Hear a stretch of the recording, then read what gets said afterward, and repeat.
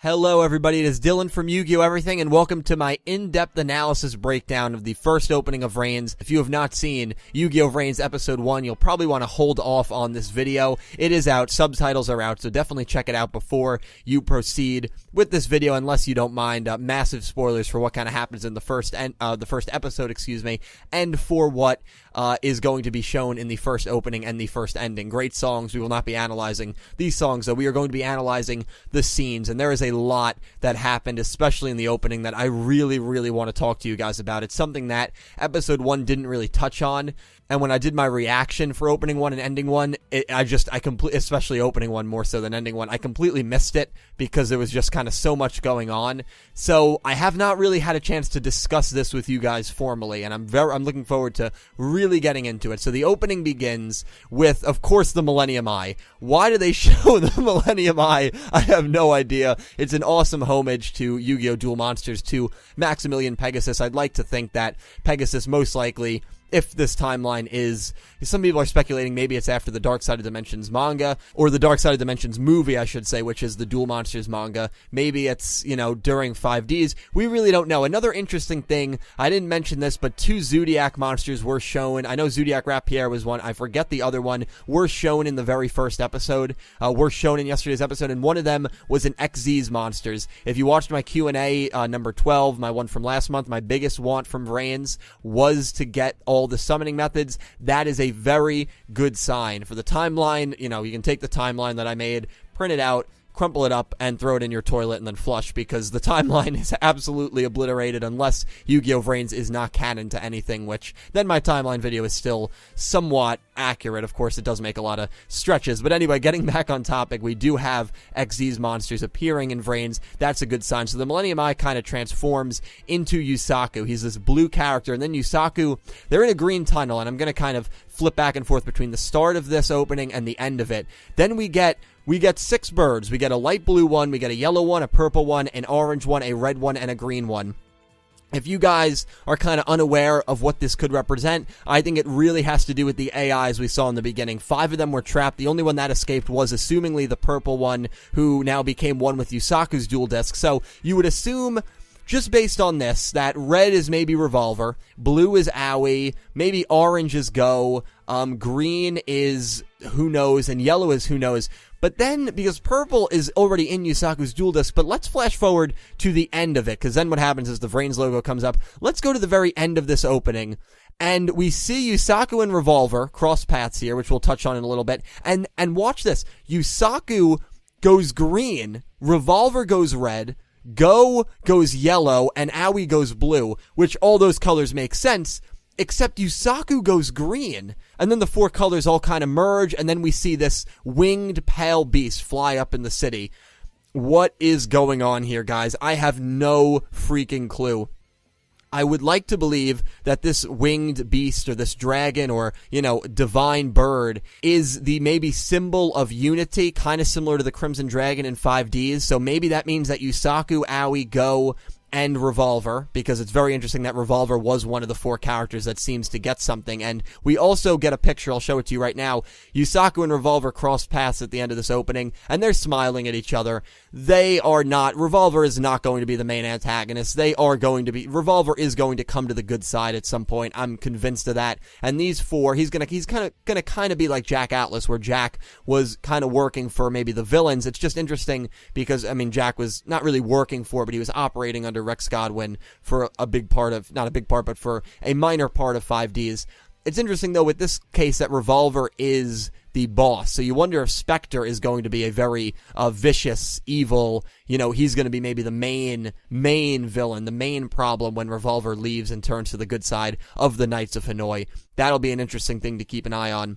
But what's really baffling here is Yusaku already has the purple AI. Why does his character go green here? It makes sense for Go to be yellow. We associate him with yellow colors. Aoi to be blue, especially because the blue AI was the only female AI that was shown in the very first scene of Reigns, so that is a given, if her color wasn't a given enough. Revolver to go red, which makes sense. So that leaves us with orange, and now the orange was a very big guy. He was a big AI, and I would love to see the orange AI go to Naoki. he's a character that I have to say, I know I made some jokes about the dab and everything, but I really liked him in the first episode of Yugioh VRains. And Yugioh VRains has already taught me, don't judge a book by its cover, because he goes up to someone who is alone, and Naoki is kind of, I feel like, putting on this front that he doesn't have many friends, and he wants to duel, and he wants to be liked. I feel bad for him, honestly, and he's a character that I really want to see do something in VRains, and I think that he is going to do something in VRains. He's someone that, honestly, at this point, I'm probably rooting for him the most. I don't know what it is, but I really do like his character, all jokes aside. And I could see him based on Orange's body type, because, Naoki is kind of a bigger, more heavy-set fellow. I could see maybe the Orange AI being with him, but as for the color of the AI, I don't associate Orange with Naoki. There's no character I associate Orange with. And that leaves the purple one as the other one, which is the mysterious life form in Yusaku's dual disc currently. Now, a character that I associate purple with is Kusanagi. Maybe the purple AI is going to go to Kusanagi's dual disc. Yusaku and Kusanagi are very close. We also got some information regarding the relationships of some of these characters, including that Akira knows Aoi. He knows Aoi. He knows his sister is the Blue Angel, but I will read that all to you at the end of this video and go over it real quick, so don't worry about that. We will get to that. So, I don't know what's going on here. I think Yusaku is going to get the green AI. I think that's why he becomes green at the end of this opening.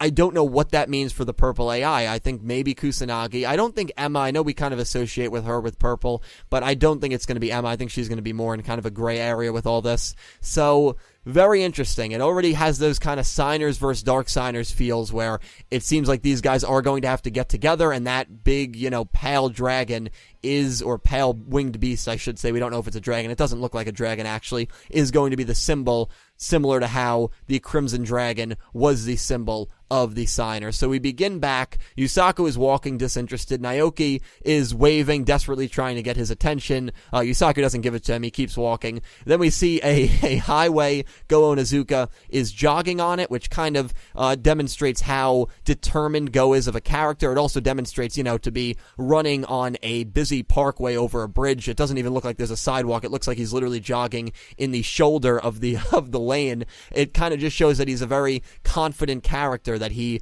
believes in his skills, and he doesn't care if people are looking at him jogging and such. So I think that's a very cool scene for Go. Then we see Aoi, who's looking over the city. She turns and she looks very upset about something, probably just general life, honestly. High hopes for Aoi's character. I apologized for it in the pinned comment. I was kind of harsh on her in the review I did yesterday, because there's nothing she could have done. If she had turned to face that knight, the dragon would have just obliterated her. There's nothing she could have done except run. The only reason Yusaku stopped the situation is because he had the AI hostage. So I did apologize in the pinned comment. I was kind of harsh on that.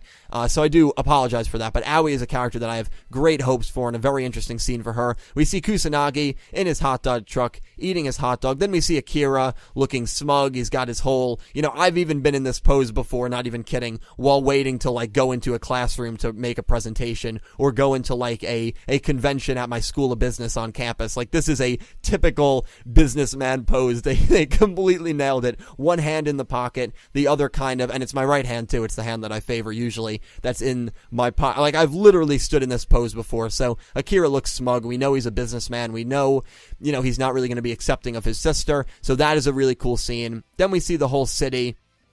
And we see a very interesting moment here where we see older Yusaku kind of go into the background. Then we see the purple AI, and then we see a quick flash of the younger Yusaku. We see then him, going into the VRains, and then he goes into the VRains. He summons Decode Talker and Firewall Dragon. By the way, Firewall Dragon, this maybe is my favorite scene in the opening. Looks absolutely gorgeous. This is, usually the monster scenes aren't scenes that I like in openings, but I don't know what it is. Firewall Dragon looks absolutely gorgeous in this opening. And then it happens very quickly right after the Firewall Dragon sequence. We see Spectre, and we see a mass amount of Knights of Hanoi. And this is a big indicator to me that Spectre is going to become the leader of the Knights once Revolver joins up with Yusaku, and once he joins up with Aoi and Go, and they become kind of a faction, which the end of this opening really foreshadowed. Spectre is leading all of these generic-looking Knights. I guess there's more than one of them, so I don't know how big the organization is. We see Revolver very quickly. Then we see his ace monster, Topologic Bomber Dragon. We see Yusaku, Decode Talker, and Topologic Bomber Dragon going at it a little bit.